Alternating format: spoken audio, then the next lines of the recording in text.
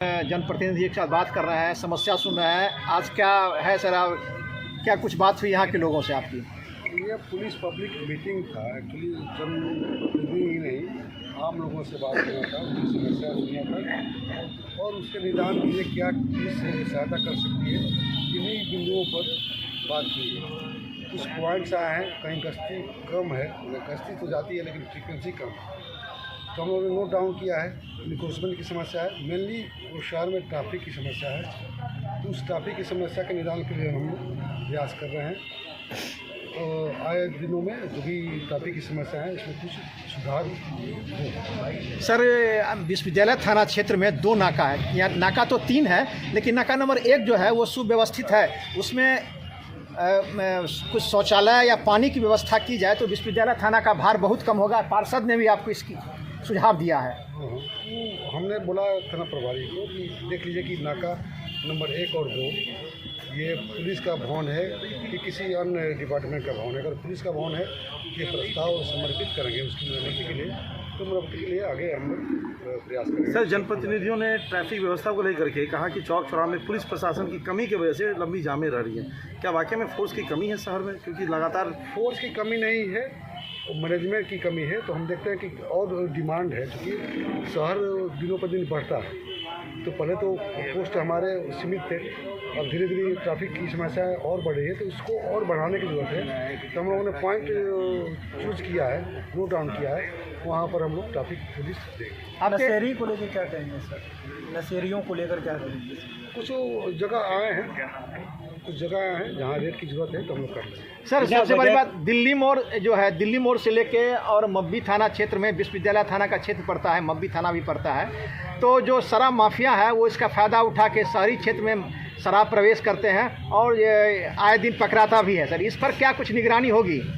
बिल्कुल बिल्कुल, हम लोग तो दिन रात प्रयास करते हैं कि शराबबंदी पूर्णतः बंद हो, और लगातार छापेमारी भी होता है।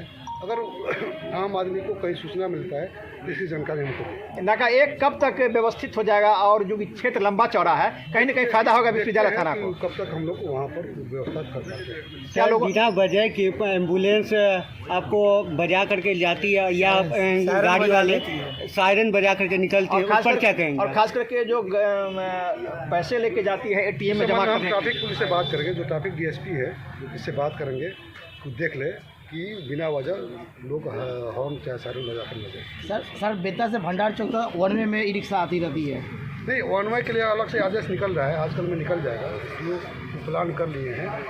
तो हम लोग अब कड़ाई से इसको लागू करेंगे। पुलिसिंग पुलिस और जो भी नगर निगम के स्टाफ हैं वो कड़ाई से इसको पालन कराएंगे कि जो 1 वे है, जिसको जिस रूट में जाना है उस रूट में जाए। क्या टोटो के लिए खास तरह से रूट मैप होगा सर?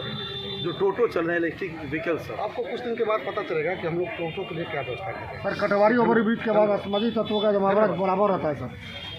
हाँ, तो वहाँ देखते हैं ट्रैफिक को, जो थाना मेरा चाहे ट्रैफिक जो डीएसपी है, उससे हम बात करते हैं कि कटवाली में जो भी भंडार चौक ना ओवर ब्रिज के नीचे, हाँ ओवर ब्रिज के नीचे, वहाँ हम लोग क्या कर सकते हैं, वहाँ इंक्रोचमेंट ड्राइव कराएंगे।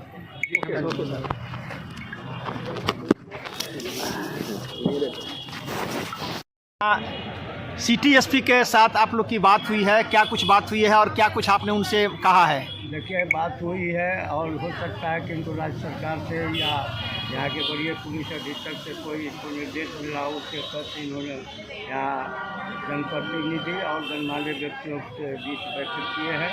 उसमें हम लोगों ने सबसे पहला जाम की समस्या पर इशारा किए हैं, क्योंकि आए दिन पॉलिटेक्निक चौक पर घंटों जाम लगती है। बशर्ते यही नहीं, हैदराबाद से लेकर शिवधारा तक तो यातायात व्यवस्था को दुरुस्त करने के लिए आप पुलिस बल की प्रतिनियुक्त कीजिए।